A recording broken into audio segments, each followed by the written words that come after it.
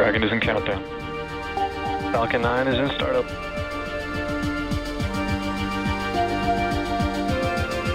Dragon, SpaceX, go for launch.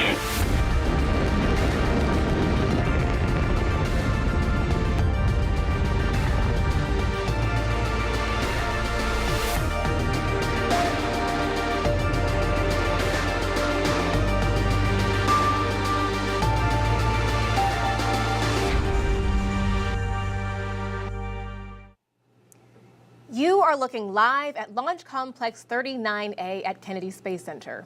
In less than half an hour, this Falcon 9 rocket will lift off carrying the 27th Commercial Resupply Services mission from both NASA and SpaceX to the International Space Station.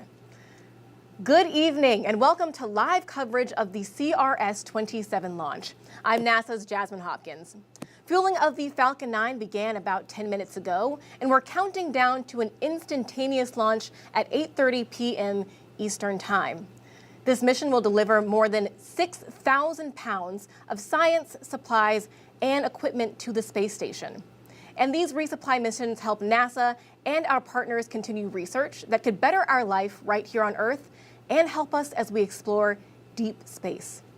Let's go now to SpaceX headquarters in Hawthorne, California, where Zachary Lupin is standing by to tell us more about the vehicle supporting today's mission. Zach?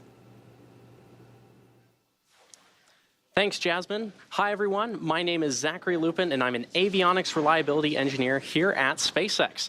It's great to be covering today's mission in partnership with NASA. For those of you following along, today marks SpaceX's second Dragon mission this month, 17th launch this year, and 216th mission overall. And on your screen is a live view of SpaceX's two-stage Falcon 9 rocket with our Dragon spacecraft at the very top. As a note, Dragon is one of the few vehicles that can deliver significant cargo to the space station and the only vehicle that can actually deliver cargo from it. Below Dragon is our Falcon 9 vehicle, which is actually two rockets in one. The lower part, also the largest part of the rocket, is called the first stage and takes up about 2/3 of the stack. It has 9 Merlin 1D engines, which accelerate the vehicle through the Earth's atmosphere and into various orbits in space. The smaller stage above the first stage and the black inner stage is called the second stage. Now, the two stages will separate about 2.5 minutes into flight, and then the second stage will ignite its single Merlin vacuum engine, which is the 10th engine on the rocket, to carry Dragon to its desired orbit. Falcon 9 and Dragon were both designed with reflight in mind, and the vehicle hardware is built to support multiple missions with minimal refurbishment needed. Today's Dragon is flying for its third time, and the Falcon 9 first stage is flying for its 7th time. And we plan to recover and fly both the vehicle and the spacecraft again in the future. So far, we've reflown 149 first stages, including Falcon 9 and Falcon Heavy, and we're planning to recover this booster on our drone ship, a Shortfall of Gravitas, which is currently stationed off the coast of Florida in the Atlantic Ocean. If successful, it will mark the 178th recovery of an orbital-class rocket. And lastly, we wanted to give a shout out to the recovery team supporting today's mission. In an industry that has historically been male-dominated, today's recovery operations are being managed by an all-female crew. In fact, we believe it to be the first all-female crew for any kind of operation like this. And if it's not the first, then we're in great company, and you can see shots of the crew there. Our recovery teams are responsible for operating the recovery vessels, securing and recovering the booster, and everything else required to make those operations possible. And on your screen right now is video of the crew breaking tow between our drone ship and our recovery vessel Doug earlier today. This operation involves disconnecting the tow wire used to tow the drone ship from port onto location at the landing zone. We are in great hands with today's crew, and we wish the team a very successful mission. And for now, I'll turn it back over to Jasmine at KSC. Thank you, Zach. In addition to SpaceX in California, NASA teams both here in Florida and Texas are monitoring today's launch. You'll hear from Dan Hewitt inside Mission Control in Houston. But first, let's check in with NASA's Megan Cruz, who's following along with the launch team here at Kennedy. Megan? Hey, thank you, Jasmine. And yes, welcome everyone into Hangar AE at nearby Cape Canaveral Space Force Station. The U.S. Space Force monitors the range for us, making sure that it's safe to fly where we plan to fly, as well as the weather, which is looking really great for us tonight. So right now we are at 90% go. Launch Weather Officer Arlena Moses listing the thick cloud layer rule as just a small concern. Basically, she's monitoring some high clouds in the area that's coming in because of an upper level disturbance in the Gulf, but really she doesn't think it's really much to think about. Now back out to the launch pad 39A. Right now, RP1, or rocket grade kerosene, is being loaded into the first stage, already more than 85% full. Liquid oxygen is also going into the first stage, more than 50% already, and should begin on the second stage momentarily. Those white clouds you see that are billowing off, that's because SpaceX is venting off some of that liquid oxygen, and that happens when the liquid oxygen hits the humid Florida air. Now our instantaneous launch opportunity tonight is at 8:30 and 42 seconds Eastern Time if we want to dock with the International Space Station Thursday morning. For more on that, let's head on over to Dan Hewitt inside Mission Control in Houston. Hey, thank you so much, Megan, and everybody. Welcome inside at Mission Control Houston at NASA's Johnson Space Center. I'm NASA's Dan Hewitt. It's pretty quiet in the room right now. The Orbit 3 team is on console, led by Ace Flight Director Allison Bollinger. The crew is asleep on board the space station right now, and when they wake up tomorrow, we're hoping they've got a Dragon on their way towards the space station. It's going to be about 35 hours from launch until they dock on Thursday morning. They're going to be docking to the forward port on Node 2. That's the Harmony module on the station. That one was just vacated by the Crew 5 astronauts who left just a couple of days ago. Once they're able to dock, that's going to kick off a really furious month of science and cargo operations for the crew. They're going to have to work to execute a lot of these experiments while Dragon is still attached before they load it back up and send it home. Because again, Dragon, pretty much the only way we're getting large amounts of cargo back to Earth, returning those experiments for analysis back on the ground. But everything's looking great on the station side. We'll have some configuration work to do right before Dragon shows up, but everything looking good. The team has given their go from Houston for launch, and so we're looking good. So let's get back to the countdown. I'll send it over to Jasmine at the Kennedy Space Center. Thank you to both Dan and Megan for those updates. It's great to hear we're looking good for tonight's launch. We are now at about 18 minutes and counting from liftoff of CRS-27. So let's get a closer look at some of the science flying on this mission. Why are we sending heart tissues, biofilms, and bacteria to space? Dozens of new experiments will soon arrive at the International Space Station for the benefit of humanity and future missions. Let's take a look at what's on board the 27th cargo mission from SpaceX. 3D cultured cardiac muscle tissues are returning to microgravity to help develop new therapies for cardiac dysfunction on Earth. Radio-tolerant organisms exposed to the space environment could reveal clues to the survivability of these organisms in space and the origins of life on Earth. Researchers are sending heart organoids back to space to test drug combinations that may reduce microgravity-induced changes in heart cell function. A student-manufactured project will provide an easier way for astronauts to position video and still cameras in the middle of a module. Astronauts will control liquids using capillary forces over a range of liquid viscosities to inform the design of more efficient carbon dioxide removal systems in space. Researchers continue to analyze bacterial biofilm formation and the antimicrobial properties of metal surfaces in microgravity. These experiments join the hundreds of ongoing investigations aboard the orbiting laboratory. That was just a brief look at some of the science on CRS-27. So now let's take a deeper dive. Students from the University of Arkansas have a small satellite on board that could help us declutter space. Joining us now to talk more about it is Samuel Cano, PhD student from the University of Arkansas. Welcome, Sam. Yeah, thanks for having me. Of course. So, Sam, your team is working on something that can get rid of what we know as space junk. How does it work? Yeah, so nowadays deorbiting is just as important a mission concept as any. So we're hoping to test a subsystem aboard ArcSat-1. It's called the Solid State Inflatable Balloon, so I call it SSIB. And to put it, simply, At the mission's conclusion, we'll activate this SSIB board, which has solid sodium azide inside of these wells. So we heat it up, it releases nitrogen gas and fills a balloon. And what that does is increase the drag of this spacecraft, which in turn decreases the time it'll stay in orbit. Wow, that's pretty complex, Sam. And you guys are packing a lot of science into this tiny space for the CubeSat. So ArcSat-1 is the first CubeSat selected by the CubeSat Launch Initiative from Arkansas, and their goal is to get all 50 states. That's very exciting. How do you feel being part of that first? It's amazing. I memean, it's twofold. So, you know, from a technical standpoint, we have ArcSat-1 tonight, hopefully, and ArcSat-2 in the next year. And they're both technology demonstrators for ArcSat-3. And to explain that really simply, I'll just say it's a two-body spectrometer where we hope to maybe send a pair of these really small CubeSats, which is very cost-effective, to other planets.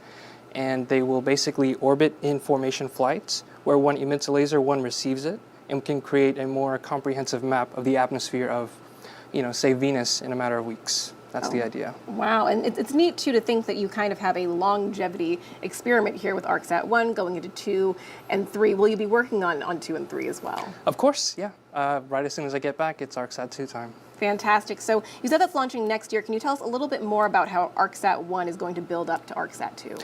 Sure. So almost all of the subsystems aboard ArcSat-1 are designed and tested in-house at the University of Arkansas. So this is our real, you know, this is a big test. A lot of the hardware we're able to use for ArcSat-2. ArcSat-2 will be a little bit bigger, but it'll build off of ArcSat-1, and it'll have thrust on board too, so that's a new challenge for us, but we're excited about it. Yes, and we're excited with you too, Sam. Thanks so much for being here tonight. Thank you for having me. Of course, best of luck to you and the team from Arkansas. There's another student-led experiment on this mission, and it will help astronauts take better pictures in microgravity.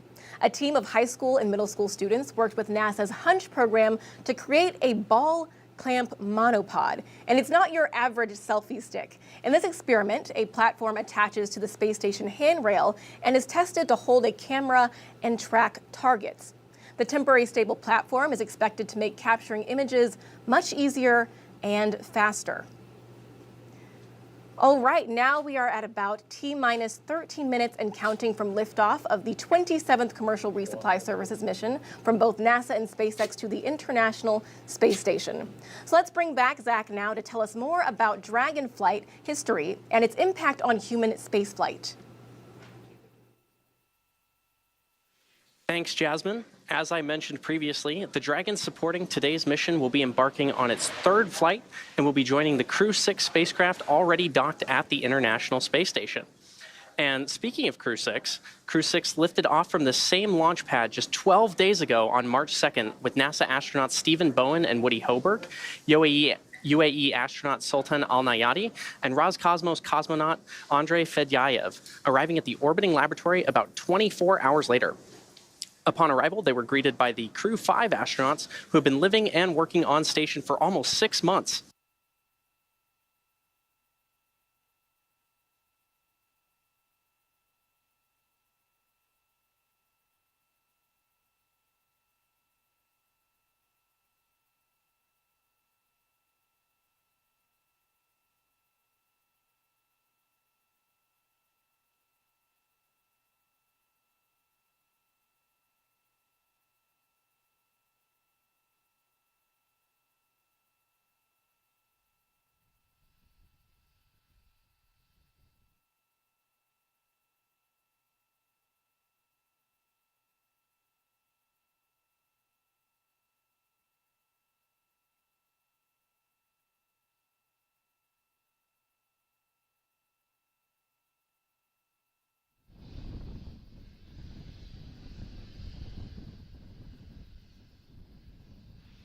We are close to finding out which 4 astronauts will be among the first crew to lift off on the Artemis II mission.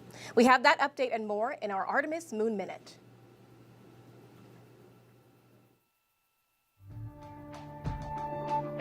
Right now, technicians at NASA's Michoud Assembly Facility are hard at work on our Space Launch System rocket for Artemis II. They've moved the engine section to the bottom of the 212-foot tall core stage. And next, they'll add the RS-25 engines, which will help power our missions to the moon. On April 3rd, we'll find out which 4 astronauts will travel around the moon in the Orion spacecraft as part of Artemis 2. Artemis 2 builds on the success of the uncrewed Artemis 1 flight test. We documented its journey in our Path to the Pad series, streaming right now on NASA's YouTube channel and on Hulu.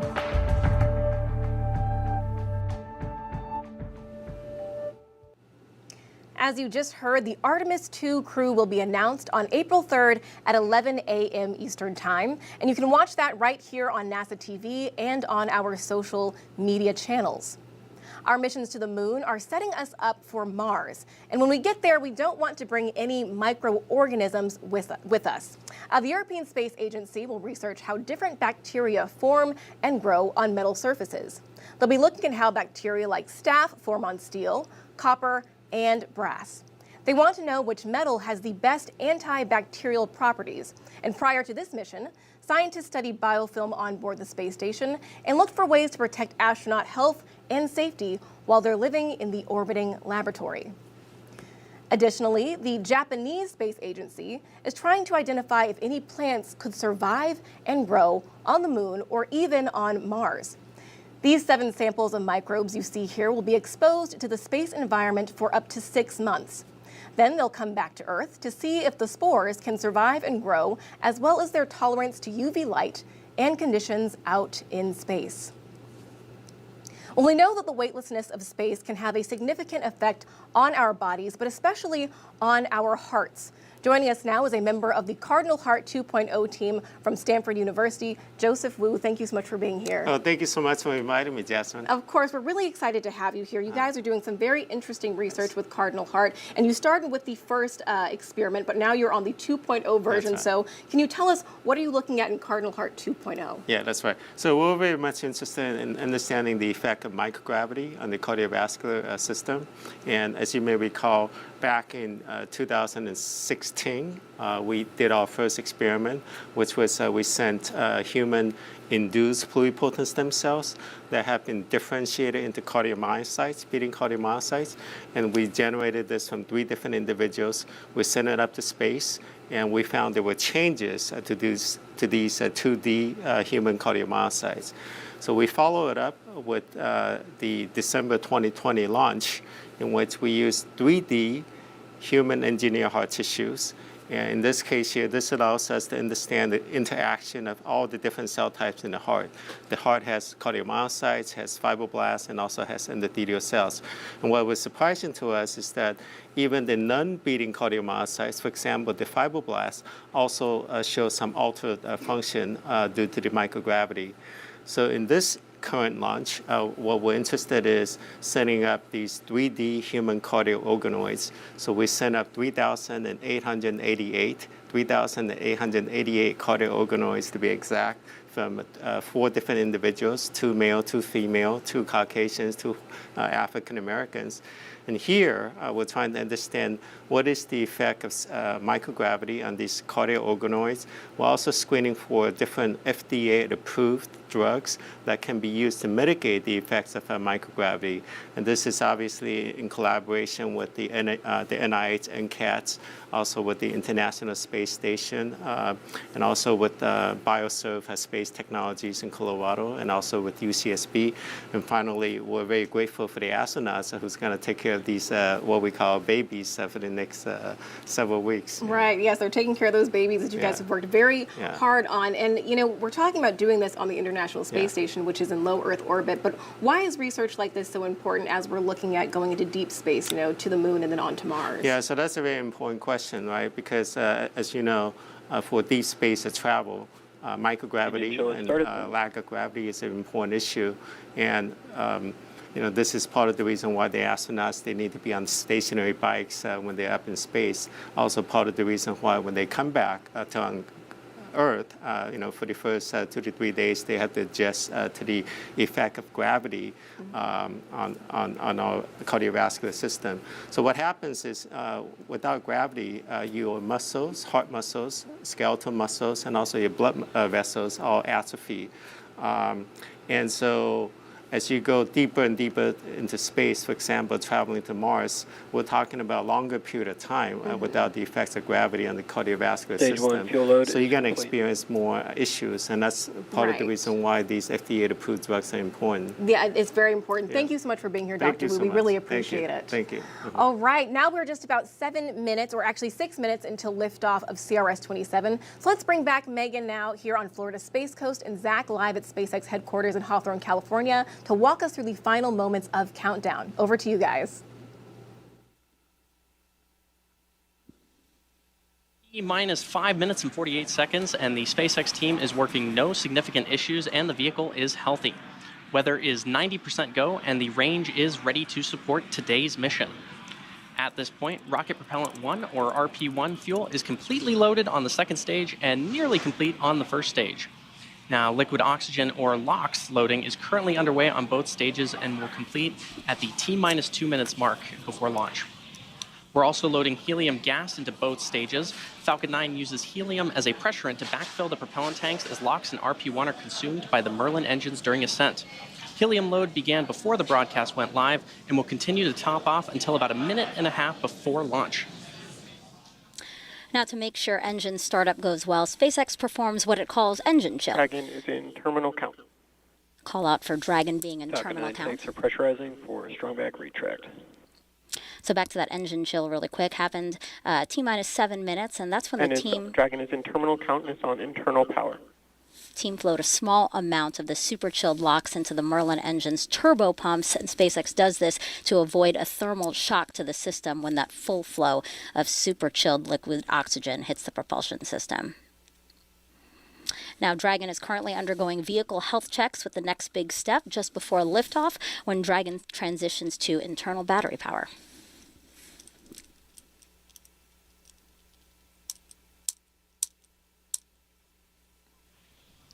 And in just about 10 seconds, we should see those clamp arms opening on the transporter erector. The transporter erector, or TE, is that large truss structure adjacent to our Falcon 9 vehicle. The TE is used for vehicle rollout and to route propellants and electrical power to the vehicle in preparation for launch. Once the clamp arms have fully opened, the TE will then retract away from the rocket in preparation for liftoff. In these last few minutes before T0, Falcon 9 is performing final health checks on its primary communications, avionics, and propulsion systems. And there's that call out for strong back retract. We may also hear call outs that engines are sufficiently chilled if we get a little closer to liftoff. And if you've seen in a couple of our shots here, you may have noticed the Falcon 9 booster supporting today's mission is covered with quite a bit of soot. And that's because it's no stranger to space travel, having previously supported the Amazonas Nexus mission, SES-22, iSpace's Hakuto R Mission 1, and 3 Starlink missions. And as I mentioned earlier, today's mission marks the 7th flight for this Stage 1 booster. LOX load is complete.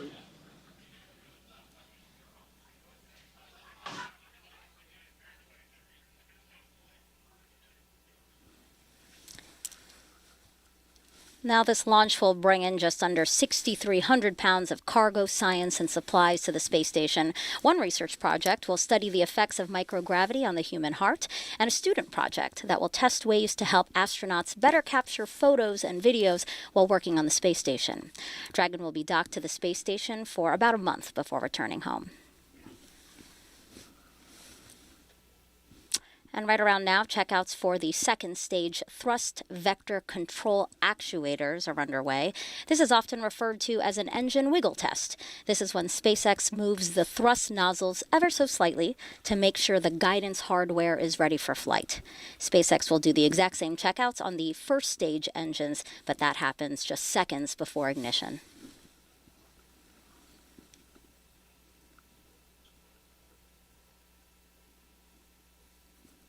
And in just a few moments, we should hear that call out for stage 2 LOX load complete.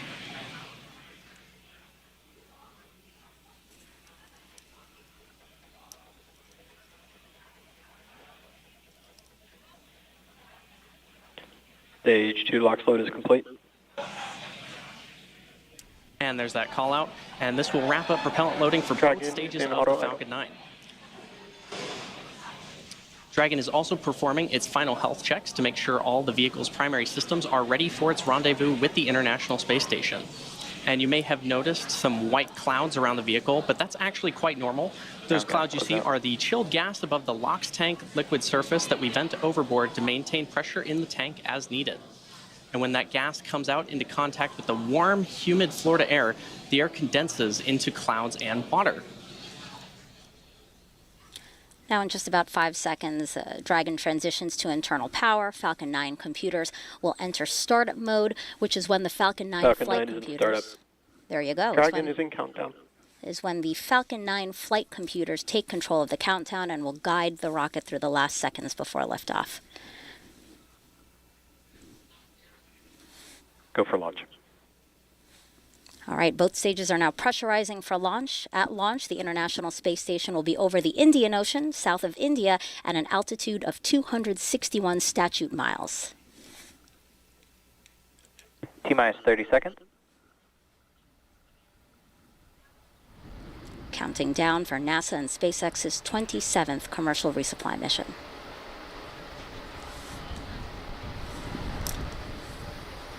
$15 seconds. T-minus 10, 9, 8, 7, 6, 5, 4, 3, 2, 1. Engines full power. And liftoff of CRS-27. Go Falcon, go Dragon. Falcon 9 soars off the launch pad. Dragon now on its way to the International Space Station with important new science experiments and crew supplies. Stage 1 chamber pressure is nominal.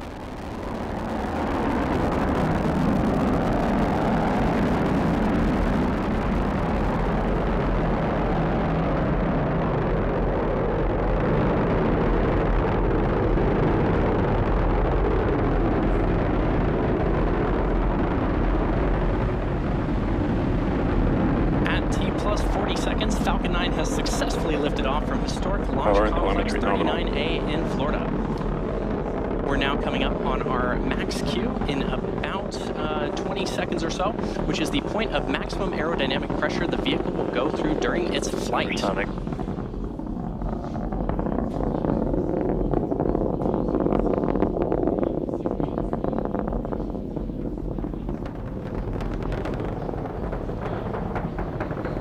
Max Q. And there's that call out for Max Q.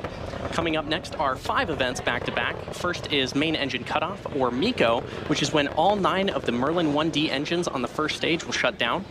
After those 9 engines shut down, the first and second stages will separate, also called out over the nets as stage separation. Then the first stage will flip around to make its way back to its landing site, the drone ship named a shortfall of gravitas. The second stage will then ignite its Merlin vacuum engine to boost Dragon to low Earth orbit during SES-1. And the last event is the boost back burn to reduce velocity of the first stage in preparation for atmospheric entry. And this whole sequence will take place over about 30 seconds or so. Now we should be hearing that call out for main engine cutoff in about 20 seconds from now.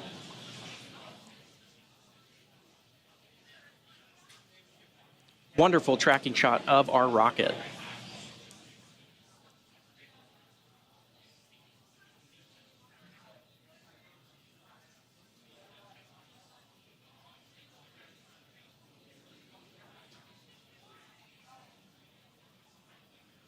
MECO.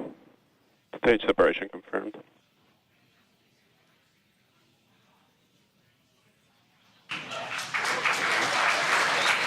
In-back ignition. Stage 1 boost back startup. And there's all of those callouts for those milestones. So we had MECO, stage separation, a stage 1 flip, second engine start 1, and the start of the partial boost back burn. While a boost back burn is normally performed in order to return the first stage to one of our landing zones, here we are just performing a partial boost back.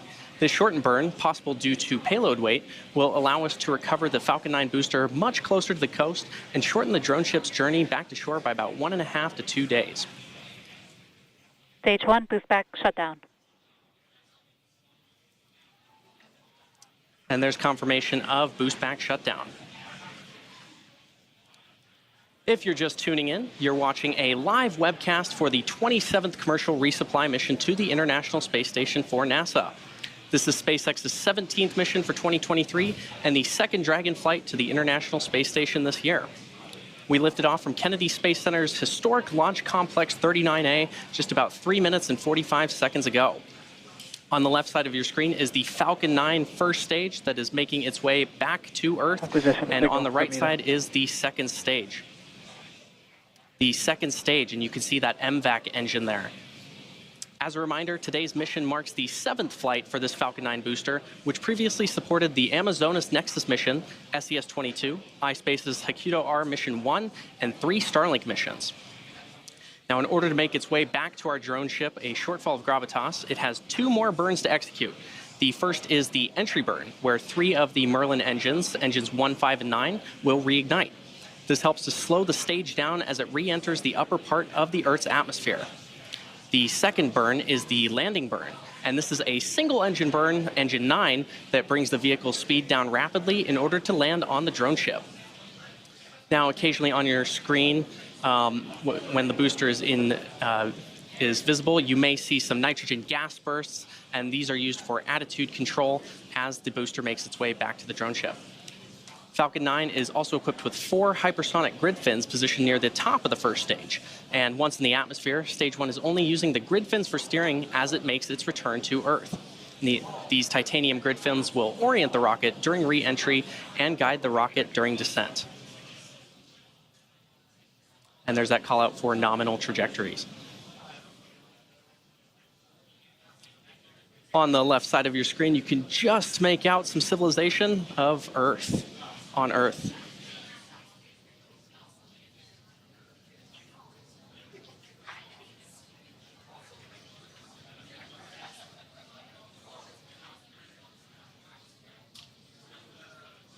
In just about 8 seconds from now, we should see that first stage entry burn begin.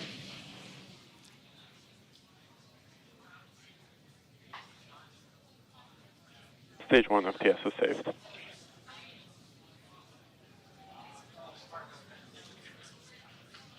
Right now, on the right side of your screen, you can currently see that. You can currently see Stage 2, and there's confirmation of first stage entry burn startup, and probably saw it as well. Again, this is the first of 2 burns that the booster performs before landing on the drone ship. Stage 1 entry burn shutdown.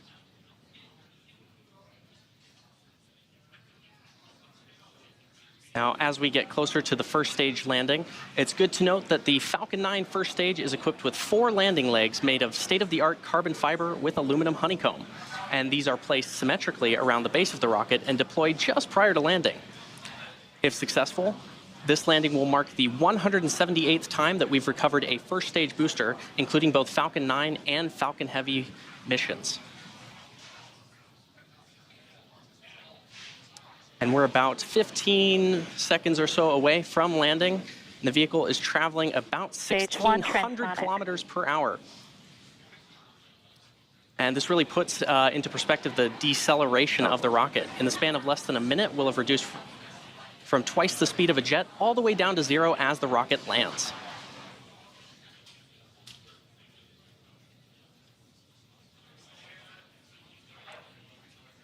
Stage 1 landing burn.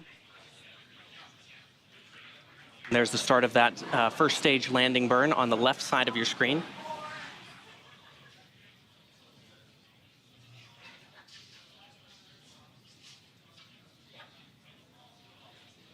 Stage 1 landing leg deploy.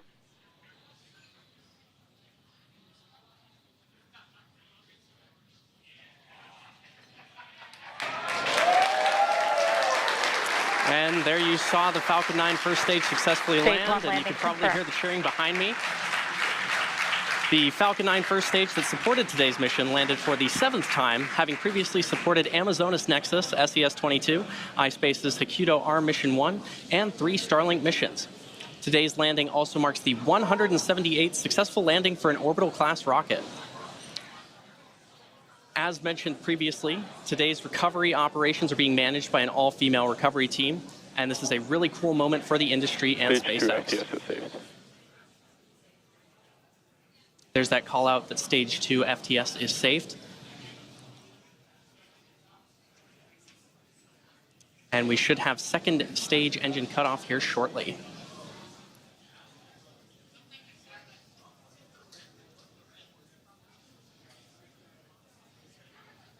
Seco.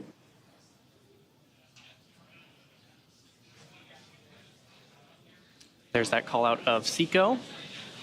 Nominal orbit insertion. And there's the key call out of nominal orbital insertion. At T+9 minutes into the mission, we are coming up on the last major task for stage 2, commanding separation of Dragon a couple minutes from now. We expect to have video of Dragon separation from the top of the second stage, which looks into the trunk. CRS-27 will be joining the Crew 6 vehicle, currently on orbit, so we'll be back to having 2 Dragon spacecraft docked at the International Space Station. Expected loss of signal, Kate. As for cargo, today we will be delivering more than 6,000 pounds of science, research, crew supplies, and vehicle hardware to the orbital laboratory and its crew. To date, SpaceX has sent and brought back over 270,000 pounds of crew and cargo to and from the space station.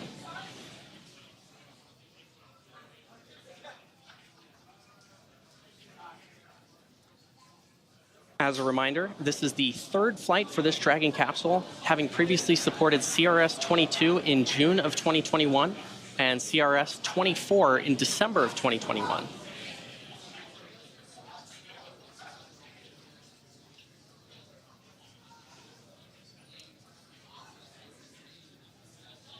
Once the Dragon capsule jettisons from the second stage, it has 16 Draco thrusters, each with the capability to deliver 90 pounds of force, and those will be used for maneuvering. There are 4 pairs of 3 thrusters spaced evenly around the capsule, as well as 4 forward bulkhead thrusters underneath the nose cone. Now, notably, Dragon does not have super Draco thrusters, seats, or life support systems, as it is not carrying crew. And this saves on weight, space, and also allows for a faster refurbishment time.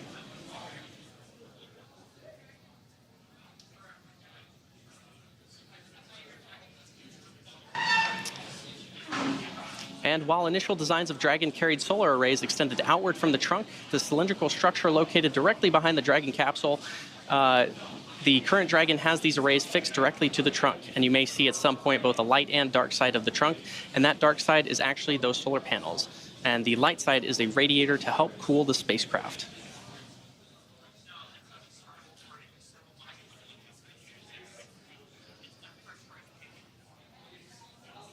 And once the Dragon capsule reaches the ISS, it will be able to autonomously dock using its navigation sensors, centerline camera, and light detection and ranging equipment.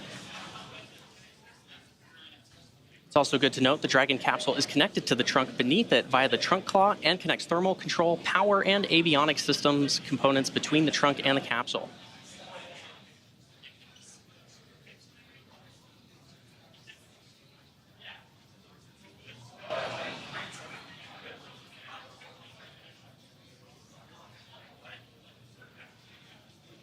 And if you're just joining us, you're watching a live view of Dragon successfully disconnecting from the second stage, heading to the International Space Station.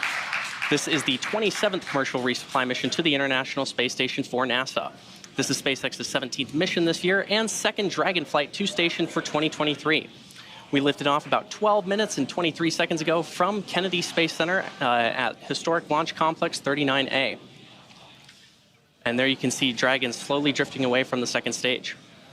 The next milestone coming up is the nose cone opening sequence, which protects the docking ring and navigation sensors. And that's going to do it for me here in Hawthorne, so I'm going to throw it back over to Dan in Houston.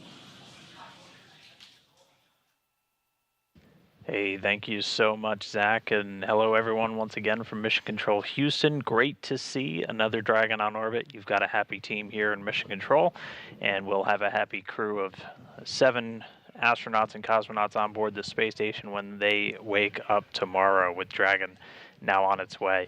As Zach said, the next milestone that we're going to be keeping an eye out for is going to be the nose cone open. This takes a couple of minutes, and that's to open the nose cone, so it's exactly what it sounds like. It's at the very top, or the nose part of Dragon, and that's going to slowly open up to reveal a couple of different components. That nose cone stays closed during the flight up to orbit, just to protect some of those more sensitive instruments from the thermal and aerodynamic loads that Dragon's experiencing on its ride uphill.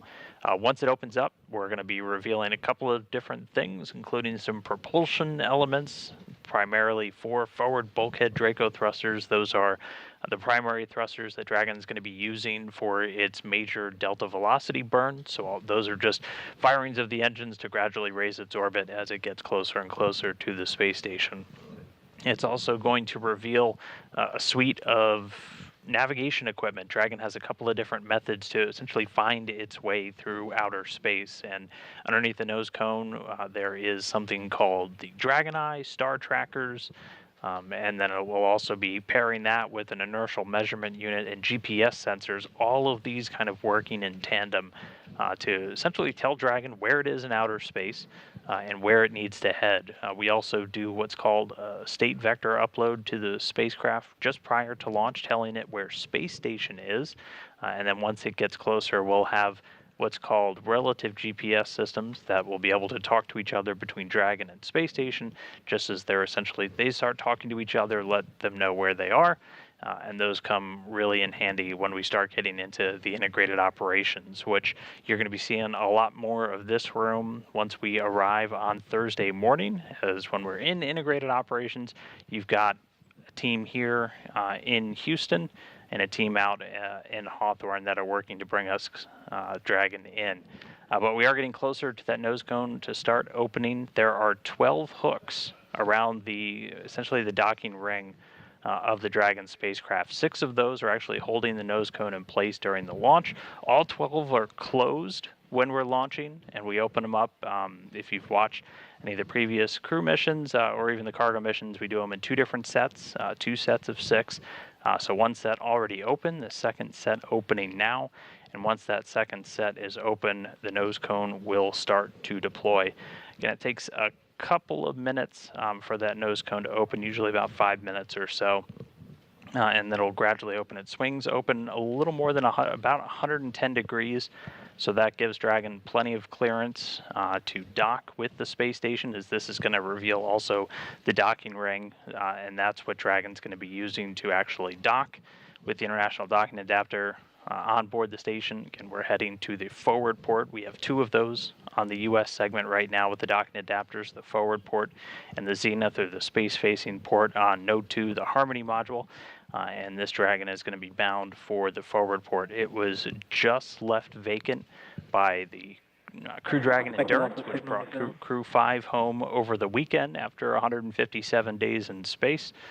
And this Dragon is bound for that one to kick off really about a month and change of really intense cargo and science operations. But at this moment in time, one set of hooks open. We're still waiting for that second set of 6 to open up. And then once that happens, the nose cone will start to deploy. Shortly after that, we'll do checkouts of those forward bulkhead Dracos, those 4 Dracos that are hiding underneath the nose cone right now. And once those are checked out, we'll be pretty much ready to go. And as Dragon will start to do its different phasing burns to get to the space station. And sounds like we've got all 6 of the second set are now open and just standing by, and it looks like the nose cone has started to deploy. So again, this is going to kick off a couple of minutes for the nose cone to fully open, but all hooks are open and the nose cone is deploying. While we wait for the nose cone to open, I do want to bring in, we have a guest real quickly. We have Phil Dempsey. He's the manager of the Vehicle Integration Office in NASA's International Space Station program, basically the guy overseeing all the different spacecraft responsible for bringing crew and cargo up to the space station. Phil, first, thanks so much for joining me. Just want to get your thoughts real quick. Walk us through, we've got another Dragon mission heading to the station. What's this going to mean for those crew members on board? Hey, yeah, thanks. So first of all, just saw a really great launch from our SpaceX team down here in Florida. Getting a new Dragon is really exciting for the crew for a couple of reasons. First, like you just kind of mentioned, these cargo missions are really action-packed times for the crew. It starts when they dock Thursday morning. We're just getting into the vehicle, getting critical research out and into its location on the ISS. Then the crew does some standard cargo ops and payload moves across this 30-day mission. But while they're doing that, they're also doing critical research that actually has to be completed during the dock mission in order to get those results back down on that same vehicle when it comes down a little over 30 days after it goes up. Then it's time to get it repacked with hardware. Additionally, these cargo missions are the few chances we have to get fresh or refrigerated food up to the crew. So, we give them a little taste of home. They've got some fresh fruit and cheeses on this one. And I know they're asleep, but I think they're going to be pretty excited when they wake up. We actually have some live views now of the nose cone opening. We're about halfway through. But Phil, before I let you go, just general feelings from you, the program. This has been just another incredibly busy spring. It feels like we're always in the busy season with Station.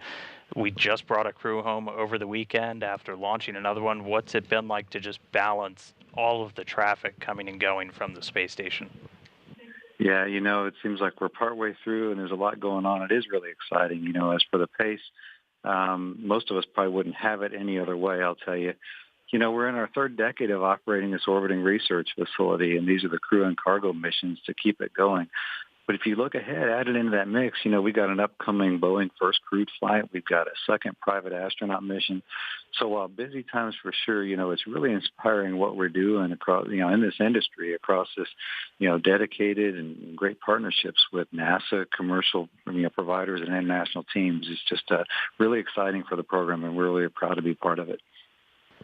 All right. Well, again, that was Phil Dempsey. Phil, thank you so much for dialing in. And Phil's the manager of the Vehicle Integration Office from the International Space Station program for NASA. Thank you, Phil. All right. Thanks. You have a good evening. You too. All right. We are very close now to the nose cone being open. Looks like it just has a few more degrees to go. And we'll stand by and wait for confirmation on the loops to hear that again. Once we get the nose cone open, it'll be time for Dragon to reorient itself to maneuver for some forward bulkhead Draco checkouts, and then that'll be the last thing we do in the next couple of minutes before it's time to start those phasing burns. And as I was talking through there, we actually just heard the nose cone is now open. So Dragon already stepping through its automated sequence, getting ready to do the checkouts of those forward bulkhead thrusters. And then once those are ready, we'll be set up and good to go and ready to do our phasing burns. So really great to have a Dragon back on orbit, the 27th resupply mission to the International Space Station on its way, a safe, healthy Dragon, bringing over 6,000 pounds of cargo. With the nose cone open, Draco checkouts underway. That's going to do it for us here in Houston. We'll be back on Thursday morning to take you through the final moments of Dragon's approach and docking to the International Space Station. But with everything successful today, I'm going to send it back to close things out to Jasmine at the Kennedy Space Center. Jasmine. Thanks so much, Dan. Another beautiful launch from the Space Coast this evening. That's going to wrap up our coverage for the launch of the 27th Commercial Resupply Services mission from NASA and SpaceX. Dragon is now on its way to dock to the International Space Station Thursday at 7:52 a.m. Eastern Time. And we'll have live coverage of that at 6:15 a.m. on NASA TV and on nasa.gov/live. Thanks again for joining us, and we'll leave you with a replay of today's launch. But until next time, go NASA, go SpaceX, and go CRS-27. 15 seconds. T-minus 10, 9, 8, 7, 6, 5, 4, 3, 2, 1. Engines full power. And liftoff of CRS-27. Go Falcon, go Dragon. Falcon 9 soars off the launch pad. Dragon now on its way to the International Space Station with important